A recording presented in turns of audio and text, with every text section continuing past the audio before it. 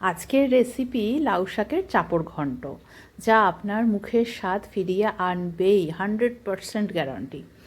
আপনার কখনো জ্বর বা সর্দি কাশির পরে মুখে কীরকম না কোনো কিছুই খেতে ভালো লাগে না, এই রকম একটা তরকারি বানিয়ে খেলে কিন্তু আর কিচ্ছু লাগবে না, সবটা খাওয়া হয়ে যাবে, সব ভাত রুটি সব। তো আমার একটা ছোট্ট ব্যালকানি আছে, যেখানে আমার যত্নে ভালোবাসায় প্রচুর গাছপালা হয়। তো সেখান থেকেই আমি দুটো লাউয়ের ডগা কেটে নিলাম, আর সেগুলোকে ভালো করে ধুয়ে চটকে পরিষ্কার করে নেব। আর এখানে আমি 1 কাপ ছোলার ডাল ভিজিয়ে রেখেছিলাম, তো সেটাকেও আমি বেটে নেব। আর এপাশে একটুখানি আদা আর কাঁচা লঙ্কা আমি গ্রাইন্ডারেই একটুখানি গুঁড়ো করে নিয়েছি। সবটা দেবো না, আমি একটুখানি দেবো আর একটুখানি আমি অন্য সবজিতে দেব। তো এখানে আমি দিয়েছি 2 চামচ রিফাইন্ড অয়েল। আপনারা চাইলে কিন্তু পুরো রান্নাটা সর্ষের তেলে করবেন। তার মধ্যে একটু পাঁচফোড়ন আর শুকনো লঙ্কা। এই ফোড়ন ব্যাপারটা কিন্তু ভীষণ মজাদার। আপনি যেমন ফোড়ন দেবেন, রান্নার কিন্তু ওখানে 100%-এর মধ্যে 50% ক্রেডিট কিন্তু ওই ফোড়নের।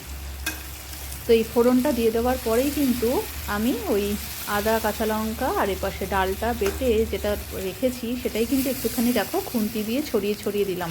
এতে কি হলো, বড়া করতে গেলে তো প্রচুর তেল লাগতো, সেটা লাগলো না।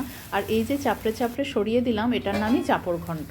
তো এটাকে আমি ঢাকা দিয়ে দিয়েছিলাম, তার ফলে এটা নিচ থেকেও কুক হয়ে গেল। এবার আস্তে করে এগুলোকে উল্টে দেবো। আর তার ফলে কি হলো, ফোড়নটাও পুড়লো না, বেশিক্ষণ রাখবো না, 1 মিনিটেই হয়ে যাবে। এরপরে আমি ওপাশে লাউটা একটু লবণ দিয়ে লাউয়ের শাকটা সেদ্ধ করে ভাপিয়ে রেখেছিলাম। ওর মধ্যে কিন্তু জল দিতে হয়নি, একদম কচি ফ্রেশ, তো ওখান থেকে একটু জল বেরিয়েছে, তবে ফুল আছে ছিল না, ওটা একটুখানি আমি কম আছে দিয়েছিলাম, তার জন্য অনেকটা জল বেরিয়েছে। চাইলে কিন্তু এখানেই তোমরা সবজিগুলো দিতে পারো, কিন্তু আমি দিইনি কেন, কারণ ডাল আর শাক মিলিয়ে এটা তো অলরেডি সেদ্ধ হয়ে গেছে, সবজিগুলো সেদ্ধ করতে একটু সময় লাগবে। সেই জন্য আমি আলাদা আর একটা ননস্টিকে সামান্য 1 চামচ মতন তেল দিয়ে এখানে আমি সবজিগুলো দিয়ে দেবো। এগুলো আলাদা করে সেদ্ধ হয়ে যাবে, নয়তো ওরটা সেদ্ধ হয়ে গেছে আর এগুলো সেদ্ধ হবে না, সেই জন্য এটা আমি আলাদা করে দিচ্ছি। সামান্য একটু নুন দিয়ে ঢাকা দিয়ে দেবো। এর মধ্যে দিয়েছি একটু বেগুন, মূলো, আলু আর 1 চিমটে নুন, 1 চিমটে হলুদ, ব্যাস এটা ঢাকা দিয়ে দেবো। তোমাদের চাইলে, আমি তো একটুখানি ঝাল দিয়েছিলাম, একটু বেশি ঝাল দিয়ে দেবে, তাহলে কিন্তু আরও দারুণ লাগবে খেতে। আমি যেহেতু বাচ্চা এবং বয়স্কদের জন্য মনে করে করছি, তাই জন্য ঝালটা একটু কম দেবো।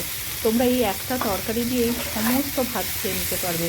যারা ভালোবাসো একটু একটু মিষ্টি দেবে, তাহলে কিন্তু রুটি পরোটার সঙ্গেও এটা দুর্দান্ত লাগে খেতে, একদম মানে ফাটাফাটি। এই রান্নাটা একবার তোমরা বানিয়ে খেয়ে দেখো, মনে হবে বারবার খাই। আর এটা তোমরা লাউ শাক দিয়ে না করে কুমড়োর শাক, তোমাদের যা ইচ্ছা সেটা দিয়েই চাপড় ঘন্ট করে খেতে পারবে। এটার একটা আলাদাই মজা।